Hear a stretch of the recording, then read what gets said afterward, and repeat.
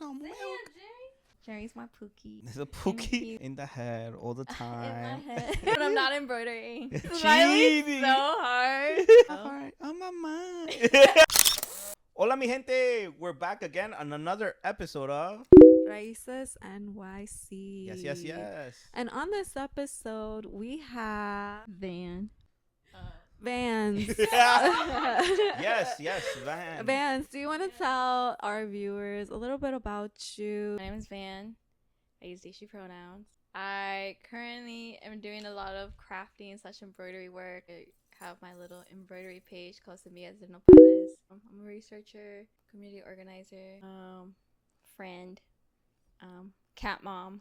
Friend. Love that. And she was one of our vendors at the gallery. You know, it happened for y'all. It hasn't happened for us. Y'all had so much fun.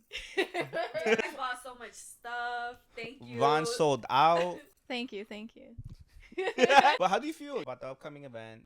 I'm really excited. I'm super excited. I just love just showing embroidery works to people in general. It's kind of a shame that specifically hand embroidery isn't as popular. Can be like a word to describe it. Even if I'm not like selling a lot of amount, I always just love people's reactions to them being like, oh my gosh, I didn't think about that. I love the majority of the time people think it's crocheted. And I'm like, no, it's embroidered. And they're like, oh, like by hand? And I'm like, yeah, by hand. Yeah. I love crocheting. I am also a crocheter. But I feel many like... titles again. Many titles. Many skills out here. Yeah, crocheting has like definitely dominated a lot of like the crafting and like hand making like world. And so hand embroidery isn't viewed as like a more like niche thing. I'm just excited to just show like embroidery, especially because it has a huge part of our culture. Why do you think it's not as popular though? I think just stigmas of it being like a grandma thing, of it being a household feminine thing. It has to do with like a lot of like indigenous practices as well. Embroidery has like also been a part of like resistance movements. In Mexico, like with the femicides, a lot of like just people who have been speaking up, they did like this really cool performance display thing where they embroidered victims' names and like a bit of their story on these cloths, and they put it in like Mexico City. And because it's like embroidered, it's not something like you can wash away, and so like their stories are there. How did you learn how to embroider? All the femmes in my family have always been embroidering and crocheting because of, you know, servilletas. So like servilletas, we use it for our tortillas and for our food and just like for every like household thing. Bordando servilletas, that's a mixture of hand embroidery and crocheting, and so that's why I've always like known crocheting and embroidery. But even when I was younger, I was like, embroidering is irrelevant. And like little me was like, I don't need that. I just need to know how to crochet. I don't need that. Yeah, I want to learn that. I was like, oh my gosh, little me didn't know. I've always just been around people who like always been doing servilletas. And then I like bumped into some people who were like just telling me, they're like, yeah, they want to learn embroidery, and their family had stopped doing it, and like they missed out on the chance of like being able to learn from a family member. And I was like, whoa, like that's crazy, because I'm like, everyone in my family still does it. Yeah. And I'm like one of the few people who stopped, and I'm like, wait, I should not let that happen. The guilt got you.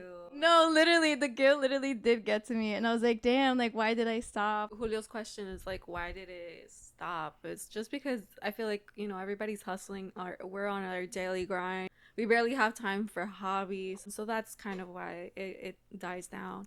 Also, you said some of your friends didn't get to learn, and I think that just goes back to displacement. Like, you know, you get displaced, migration, all of that, and you lose a lot of your traditions, a lot of your culture when you do that.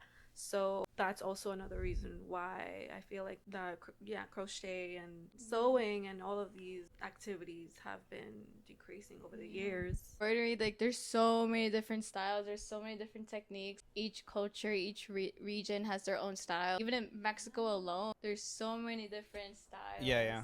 And techniques. Like it's so special that I was able to like learn from my family and like learn our family techniques, like our region's techniques. And so I was like, okay, no, I should not stop. I shouldn't. Yeah, and it's also cool to like also learn of like other regions, like techniques with like everything that's going on in Palestine. Like their traditional embroidery technique is tachis. I apologize if I mispronounced it, but that's something that they've also been asking folks to do. Like is also to practice their embroidery technique just so it doesn't get erased. And so it was also really cool hearing like a bunch of like doñas in Puerto Rico were like, let's like show our solidarity and like let's embroider with their techniques. Yeah. And like they were like at like protests with their embroidery works and just showing their solidarity. And I was like, damn, you see, like I should be also like trying to like just learn of other ways that embroidery is part of resistance work. So what part of Mexico is your family from? What's the technique that you guys use? My mom is from La Trinidad de Tapango, which is in Atlisco, and then my dad's from Santana Cuetepec, which is from Huacuechula. But his pueblo is a lot closer to the center de Atlisco than Huacuechula. So majority of my family stuff is from Atlisco. Atlisco is also known as Atlisco de los Flores. So they're known for like a lot of like floral cultivation. Yeah. And I call my mom a flower because she has such a magical green thumb. It's insane, like how she just knows how to grow flowers. My mom's side of the family has been growing flowers for generations. Oh, wow. Yeah, so I come from a family of campesinos from both sides of my family. So they know how to take care, of all the plants and everything. Exactly, Wow. exactly. I love going to her house and like seeing what plants she has and what's growing. I'm terrible with orchids. Like I think a lot of people struggle with growing orchids here. Yeah. And my mom's orchid is just so long, like she needed to move it. And it was just a simple orchid she got from Home Depot. I'm like, that's insane. Really? Yeah. No, because usually they're just known that they die right away and that's it. And it's been like reflowering for like the last 3 years. I think it's going to 4 years now. Really? Wow. Yeah. So a lot of our embroidery has a lot of like flower in it. And it's a bit of a combination of like the cross stitch and like the filling in. So like that's where like bordando also is like referred to. I don't know the like the exact names, but yeah, it's like filling in like spaces and like cross stitching. My dad's side of the family, they do mainly just cross stitching. So my grandma, my paternal grandma, does a lot of more cross stitching embroidery work, but her thing is like having more elaborate borders that are crocheted. It's kind of funny because like my mom's side is kind of more flatland, and so that's why flowers grow really beautifully. But then my dad's side is very mountainous. It's like the start of the mountains, and so they have a lot more like vegetation and like fruits and stuff. With my embroidery, I kind of try to incorporate both of like the flowers and also thank you for that little visible presentation. No, you're good. Yeah. Because they do a lot more vegetation and stuff, I try to incorporate that in my embroidery too. No, yeah, but even like the time that it takes to just finish those two, with the patience, I feel comes with that too, like patience and time. Yeah. And just knowing like where to go. Because I'm just like looking at it, I'm like, oh my goodness. Do they also make like clothing or articles or jewelry? Right now they just make servilletas, but when my mom was younger, she used to do clothing. My mom was telling me there's like a specific fabric that they are able to make. It also comes from the same materials from petate, but yeah, it comes from a plant and they use it for multiple things. So they like will weave it into bedding. And so I didn't know what it was, and so I went to Mexico for like the first time. But I also didn't tell my grandma that I was going until like the day before. And so she was like, shit, like just like with one day notice, like you're gonna have to sleep on the petate. And I was like, that's fine. I said that was fine because I didn't really know what it meant. And then I saw it and I was like, oh, it's this like weaved contraption. Like I have this, but it's a lot more thinner. Like this is synthetic material, you can tell, because it has that glossy shine. Yeah. But theirs, you can see like it's made from plants. So she would make her skirts and her shirts from that, and she would like hand stitch them. I think it was one of her grandmas or her mom like got a sewing machine table, and like it was like one of those kind of mechanical sewing machine tables. I feel like it was the same excitement when we first got computers. It's like, oh, it's the family computer, and like, it's the family sewing machine. Yeah, exactly. So it wasn't like an electric one, but it was like with the pedal. So she would start to make more of her clothes like that, and then she would like embroider like designs on them. Wow, the crocheting. It was crocheting. What was that again? Yeah. Is it now implemented in today's like fashion and how we dress now too, and some of our clothing? Yeah. It's a huge trend right now, embroidery. Yes, I think embroidery is coming up a lot more.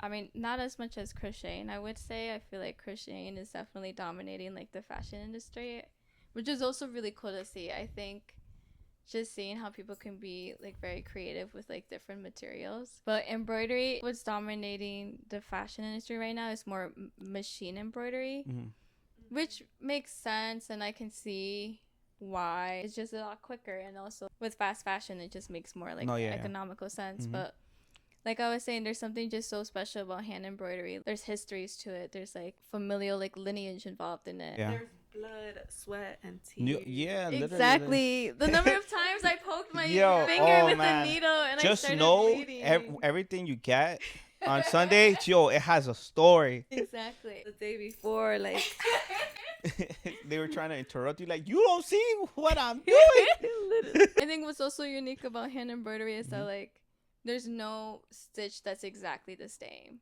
and I think that's also so beautiful and so cool. Like machine embroidery is like perfectly done within the line. That's cool and all, but you're not gonna have something exactly like everything's that. gonna be different. Everything that y'all get is unique, even though it's the same design. It's not. Exactly.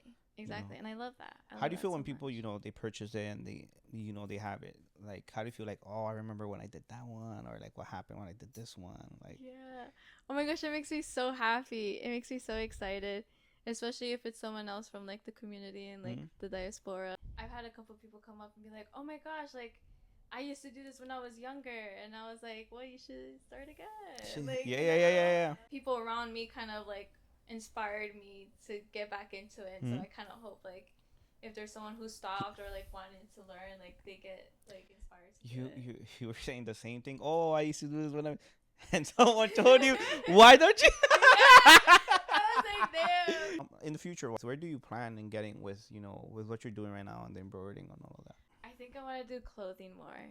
Okay, I have mainly been doing jewelry just because it's smaller projects that I can finish a bit quicker, and if I want to sell them, like I can do it at a more affordable price. But if I was to do like a whole shirt, that would of course take a lot longer, and respecting my time, like it would be a lot more costly in comparison to like earrings. I like had like a few like shirt design ideas because like our weep beads, they have a lot of intricate details, and so I would love to do that. I would love to get more into making weep beads. you make Jerry a custom weep bead with Cholo Huizo on the back. Yeah, Oh yeah. my god. Oh my gosh. I probably won't have it ready by this video. But oh my gosh, yes, I would. I would just love to make weep beads. Another big project. I would love to do more of a proper photo shoot with the earrings. I would want to like just take pictures of different people just wearing them. Oh my gosh, I really want to do more embroidery workshops. I was able to do one at my local community garden here in Sunset Park. Yeah, how was that? That was so much fun. Oh my gosh, I was so nervous because I've never taught anyone to like do a craft like that intricate, and I was like freaking out. I was like, oh my gosh, what if no one comes? What if like too many people come? I was like going back and forth. No, yeah. You think you're a patient person? I told you it doesn't go like you not see. Oh my god, you imagine? I think when it comes to teaching, I can be, because I've like taught little kids before. I can like adapt to their pace. But then when it's like multiple people, I like feel guilty if I'm making someone wait for me. And I'm like, oh my gosh, I want to like quickly help this person so I can help this other person and then help this other person. But then I'm like, no, like I also don't want to rush it to the point that they don't understand. It actually went really well. We had a really good turnout. Oh, wow. And a lot of people were like able to pick it up quickly, which is really cool. The fast learners over here. Wow. Yeah. Oh I wouldn't have been a fast learner. It's okay. I would. Teacher! How? I would have taken my time with you. No worries. hurt myself. Okay. And then it was so cool because then after the lesson, I had extra fabric, and so I told anyone if they wanted to grab it and use the stitches that we learned, like with the design that they made. And a couple of people made their own designs, and it was just so cute to see like people like actually learned and were able to like now do something on their own. And I was like, that was the whole goal. And like I try to make the workshops free too, because I know like learning something new, especially like a craft, can be really hard. I understand also charging, like I understand like respecting your time and stuff. But I'm like, oh, like luckily I have like my jewelry to like sell and like get compensated for my time. And so like the least I can do is like just to teach. I also want to like motivate people to do it in general. Yeah, for future on, they're like, all right, actually I'll pay so I can learn a bit more advanced stuff and all of that. Exactly. How does that make you feel though? In a way, you are influencing people. Oh my god. Teacher. I don't know. It feels weird to say that like I'm influencing people. She's I don't know. an Oh my god. And they're like, what inspired you? Van. Oh my god. That would be so cute. You gonna cry? Like, oh my gosh, imagine. I start crying. I said I was gonna cry, so I'm gonna try to cry. But yeah, I don't know. It doesn't feel like I'm solely influencing them either. Whenever I embroider, I'm carrying like my family's teachings with me. I'm like carrying like kind of like my ancestors with me. And so it never really feels like I'm the sole person that is teaching them. It's all these generations teachings who like eventually got to me. Yeah. That like created this moment for me to now teach them. You'll continue this on if you have a child? Oh, 100%.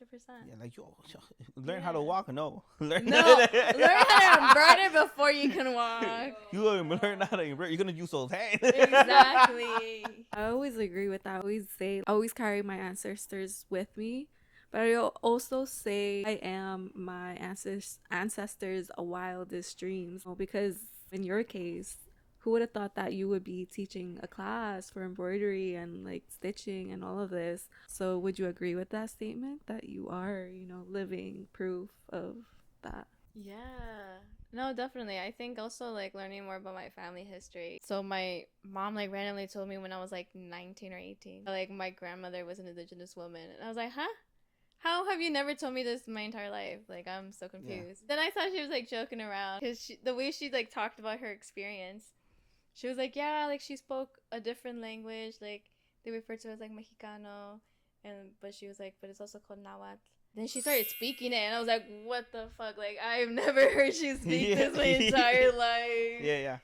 And then she was like, yeah, I remember a few phrases and this and that. She's like, but it's not my language, it's her language. And I was like, huh? No, yeah, even language is something that we're losing, because it's not being passed on, it's being forgotten and everything.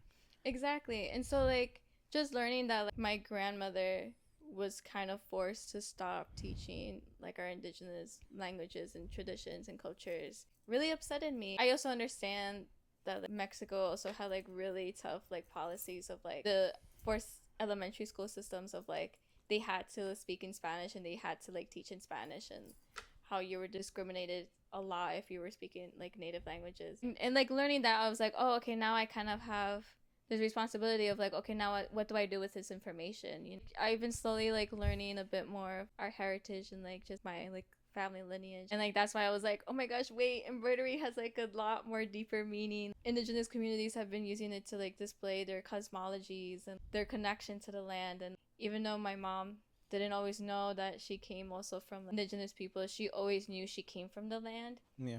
And that was something that she's always taught me. And so just learning also how like embroidery shows our connection to the land, I was like even more like motivated to do it too. You mentioned a little bit about what embroidery meant for them, but what does embroidery mean for you? Oh my gosh, it means so much. It like really does make me feel at home, which is kind of weird. Like it's kind of a weird feeling to explain.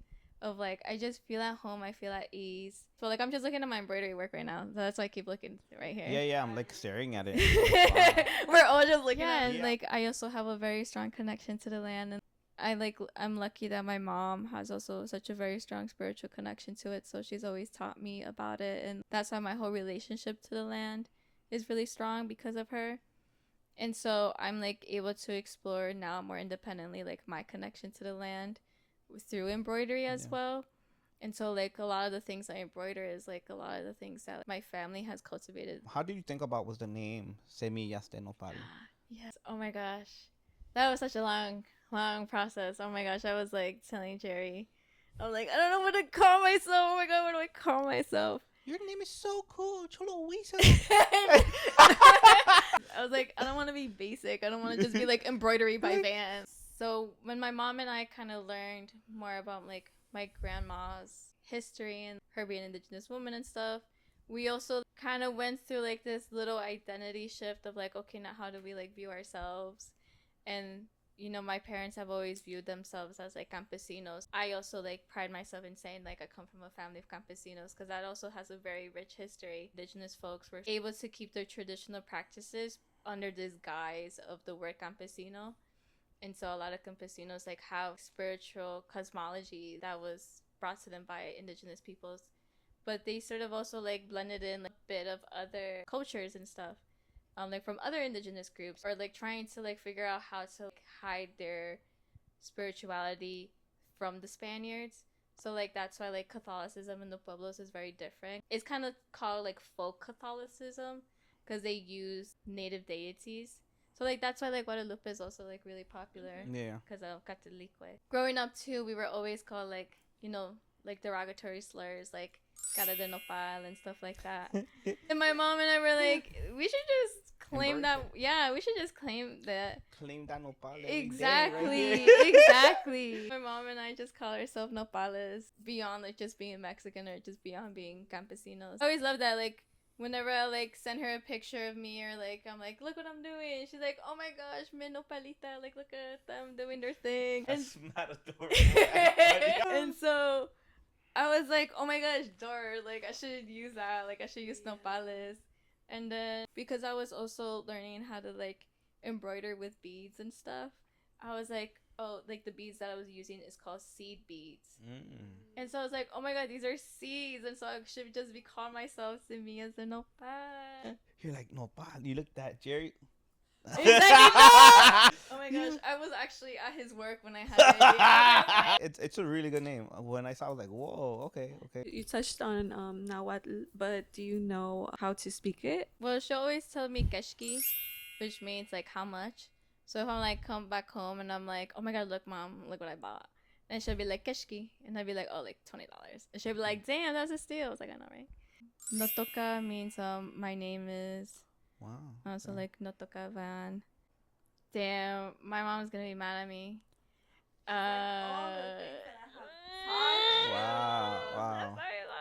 I'm really blinking out right now. I feel like the pressure. I feel like it's like the exam and like you blank out during the test. Damn, then you probably will feel the pressure in this next segment that we have. How's your Spanish? Yo sabo sent us the game. Yo sabo, tú sabes? Can we do the same ones that we did earlier? ¿Cómo se dice pocket? Bolsillo? Yeah. Oh my gosh! I like to thank my mom. Bolsillo is pocket is bolsillo, right? Relax. You Relax. remember? You don't make the rules here. He was like, oh, we need to fact check this. ¿Cómo se dice mushroom? Hongo? Well, yes, but it's also champignon. Oh. That's the official. The quesadillas, bro. How we didn't think No, that?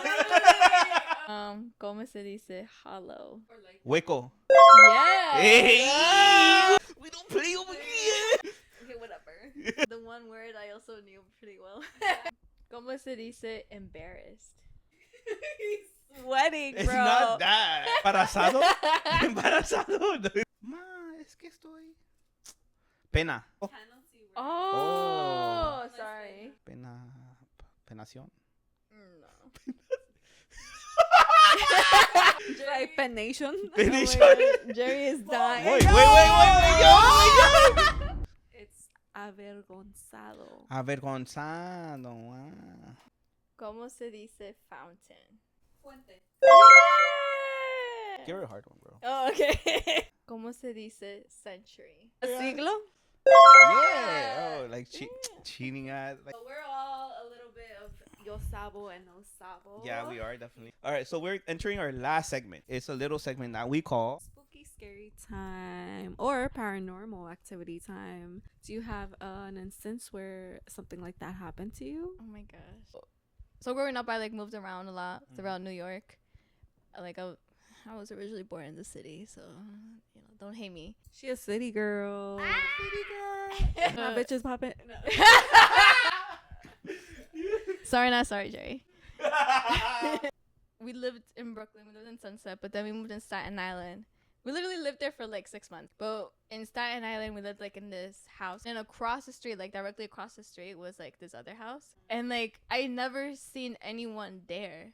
Like the windows were kind of like boarded up and the door was boarded up. But then every day in like their parking space, there was a different car there. And I was like, it's kind of sus. At night, I like looked out, and then like one of the cars that was like parked there earlier was like beaten up. And then the next day was a new car, and I was like, was someone just like beating up cars there? And I remember once like we were walking around, and then we saw the front door like open. Oh nah. And I was like, why is the front door open? Like, no one's supposed to live there. But then it was just like really weird. Like, it kind of felt like bad energy was like surrounding that house. During the times we were there, like certain weird things would happen. I kept getting injured, but I was like, okay, maybe I'm just being a kid getting injured a lot. Also, my mom would get like certain like weird dreams. But then like we moved, and I think like the day after we moved, someone got stabbed right in front of that house. What? Get the fuck out. Yeah, and we were like, what the fuck? Might have been using that house for Like murder. certain. Oh, whoa. Yeah, right. How- Murder was the case. He went straight to it. Praying. Oh, the cold. Oh. Nah, chill. Sorry, chill, Jerry chill, was doing chill. charades right now. Yeah. I was talking to this customer, and he was also from like Staten Island. And I was like, yeah, like Staten Island's weird. Like it kind of feels like the whole island kind of feels haunted. And he was like, bro, like that's like a whole thing. Like the whole island is haunted. A huge amount of like abandoned houses there. And also, I think there was like this really huge like asylum there. Like people who are like really into paranormal activity, they'll like go over there to Staten Island like to specifically try to like find like ghosts and stuff. Yeah, I'm not chilling over there no more. No, literally. I didn't even know that. Yeah, Staten Island. yeah. I'm like, no wonder nobody really want to go there. It has No, bad vibes. Literally, it's haunted. That whole island's Next haunted. episode on Staten Island, abandoned house. No. But on that note, thank you, Vaughn, for having us. For having us now. for being on our episode. Any last words you want to tell the viewer, the people who are inspired also of doing what you do? Just learn, regardless of whether or not you're gonna continue doing it. Like at least it's something that you explored. Don't be afraid to learn new things. I think that's something that I was also very hesitant. I kept saying, oh, I really want to learn this new skill, but I'm gonna hold off. And I didn't know why I kept holding off on like learning and doing things, like because I was like, oh, I don't know how to sell stuff or like how to like do like a little business or whatever. I don't really have the skills, but I was like, oh no, like I can learn it as I go, and like I can learn from other people. You know, I also learned a lot from you and like what you've done with your Gunti. I feel like, yeah. Little if you know, Vaughn was a model in our first fashion show, and hopefully she'll be a model in the next one coming up. Not being afraid to learn. I think something I always tell people, like we're always a student, we're always learning. Even if we're out of school, like we're always like learning new things. Yeah, and also not to be afraid to like teach others like what you know. I think that was something also that I've been recently learning of, like I was like, who's gonna want to learn how to embroider? Like I had thought about like doing like workshops and stuff, but I was like, who's gonna go? Who's like, no one really likes embroidery. But then I turned out like a lot of people were really into it, and like some of my homies who showed up, they were like, I've actually been wanting to learn for a while, but I just felt overwhelmed on like how and like where to start to learn. And I was like, what? That's crazy. Like I didn't think like anyone was like thinking that. Yeah, not being afraid to be a teacher as well, like whether or not it's like in actual workshop teachings and knowledge you have to share. I think it's always worth sharing. And so whenever you're embroidering, it can get overwhelming sometimes, just because you're like, the eyes get tired, your body gets tired, your hands get tired. Or even, we have difficult days. What do you remind yourself of, or what do you focus on whenever you do have those tough times? I think also just being like easy on myself. So like taking breaks. Like I'll sometimes feel like, oh my gosh, I'm going to a market the next day. Like I want to have this certain amount of like items made, and like I can't stop. But then I'll just like remind myself I can like take at least 5 minutes of like a break. The market isn't happening right now. Like I can like take a break. Also sometimes making compromises. I have certain set goals in my mind of like, okay, no, I want to have this many made. I want to have this many done by this day. But I'm like, okay, when I was planning it out, like it seemed realistic, but now that it's actually happening, it's not. And that's fine. Just also being easy on that of like, okay, like what I had planned out and expected isn't working out the way that I had planned.